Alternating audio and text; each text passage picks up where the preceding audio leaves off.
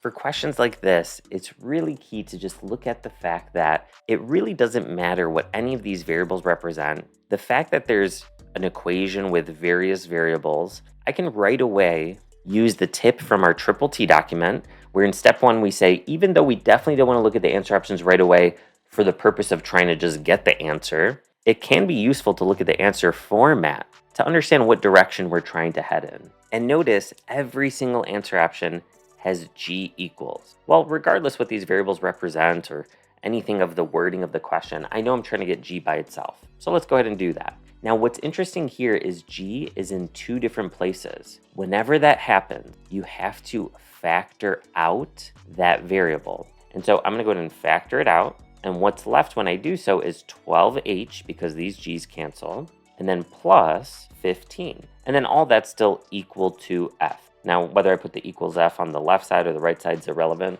but my goal now is to get g by itself. Well, I definitely don't want to distribute it. That would just get me back to where I started. I want to get rid of the fact that it's being multiplied by that quantity. So didn't give myself much room here, but I'm going to go ahead and divide both sides by that quantity of 12h plus 15. And now let's look at the answer options. I definitely just have f in the numerator, which means, I guess just from that I can only eliminate c, but the denominator being 12h plus 15, be very careful. A and b look very, very similar. The only difference between them is that there's a plus versus a minus in A versus B. But since we got a plus, the correct answer option is A.